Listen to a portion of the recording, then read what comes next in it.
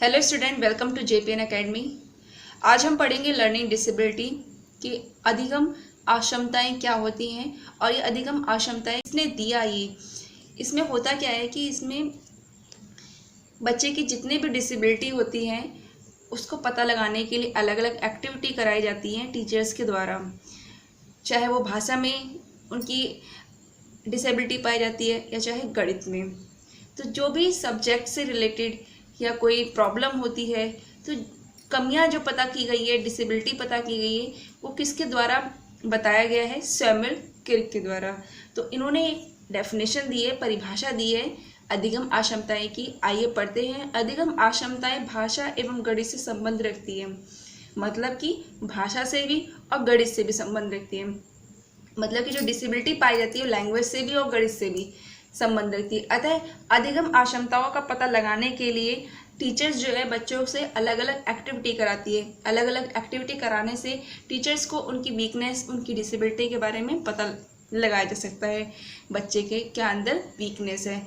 तो ये किसने दिया था? सैमुअल किर्क ने दिया था। आइए, डिफरेंट डिसेबिलिटी होती हैं लर्निंग डिसेबिलिटी। कौन कौन सी होती है? डिस्लेक्सिया, डिस्ग्राफिया,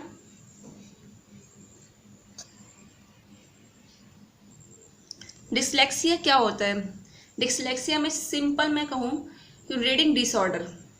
जिस बच्चे को पढ़ने में दिक्कत होती है, सा को डब्लू पढ़ता है, डब्लू को एस पढ़ता है, सो को वास पढ़ेगा तो वास को सा पढ़ेगा, जैसे बी को डी पढ़ेगा, डी को बी पढ़ेगा। तो जिस जिस बच्चे के अंदर इस तरह का डिसेबिलिटी पाई जाती है उसको कहते हैं डिसलेक्सिया। उसके अंदर कौन सी लर्निंग डिसेबिलिटी पाई जाती है? डिसलेक्सिया, क्योंकि वो रीडिंग डिसऑर्डर उसकी पाई जाती है, ये कमी पाई जाती है। तो डिसलेक्सिया एक ऐसी स्थिति का नाम है जिससे बच्चे को पढ़ना, लिखना और शब्दों को बोल पाना थोड़ा मुश्किल होता है। तो इस डिसेबिलिटी को हम कहते हैं डिसलेक्सिया। आइए पढ़ते हैं डिस्ग्राफिया क्या होता है। ग्राफ्स का मतलब है आप कुछ लाइन ड्रॉ कर रहे हैं, कुछ पिक्चर्स ड्रॉ कर रहे हैं, कुछ बना रहे हैं। तो राइटिंग डिसऑर्डर मतलब कि राइटिंग में कुछ ना कुछ कमी, कुछ ना कुछ प्रॉब्लम क्रिएट हो रहा है। जिस बच्चे को शब्द, लेटर, नंबर लिखने में परेशानी होती है उस डिसेबिलिटी को कहा जाता है डिस्ग्राफिया। तो आप इससे थोड़ा सा हिंट ले सकते हैं कि ग्राफिया का मतलब है राइटिंग। तो ये डिस्ग्राफिया किससे रिलेट करता है? राइटिंग डिसऑर्डर से।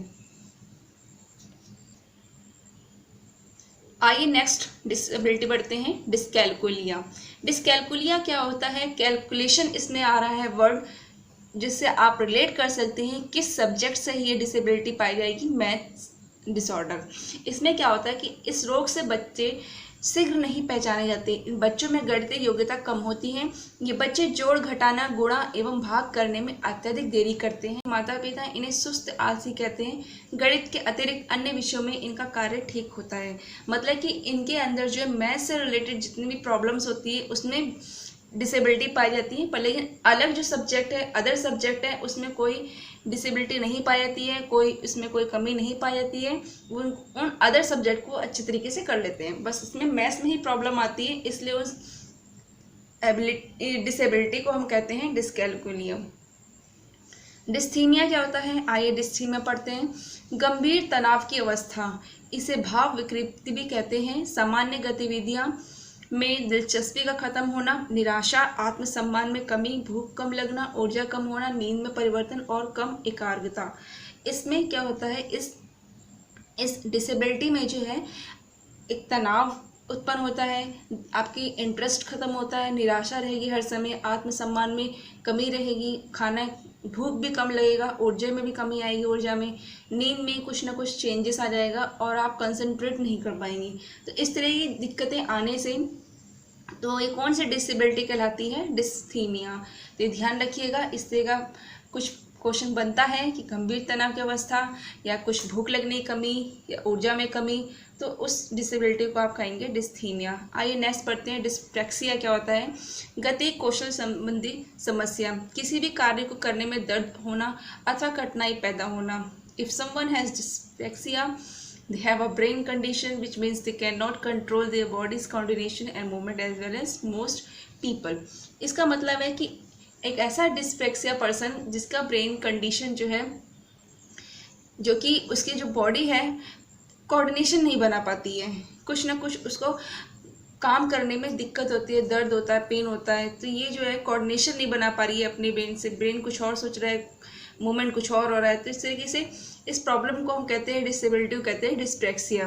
आइए नेक्स्ट पढ़ते हैं अफेजिया क्या होता है। इसमें क्या होता है कि टॉकिंग डिसऑर्डर प्रॉब्लम होती है, इसमें एब्सेंस होता है टॉकिंग डिसऑर्डर, मतलब टॉकिंग में बात करने में समस्या उत्पन्न होती है, इस डिसेबिलिटी कहते हैं अफेजिया। डिस्मॉर्फिया क्या होता है? डिस्मॉर्फिया शेप डिसऑर्डर से रिलेटेड है।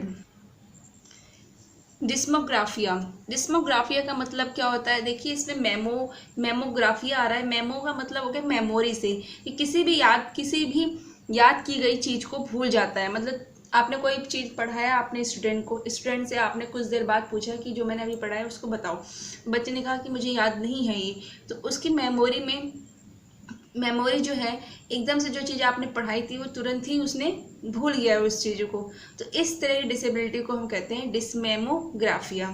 आइए नेक्स्ट पढ़ते हैं ADHD क्या होता है। ADHD होता है attention deficiency hyper activity disorder, मतलब कि ध्यान अभाव अतिक्रियाशीलता।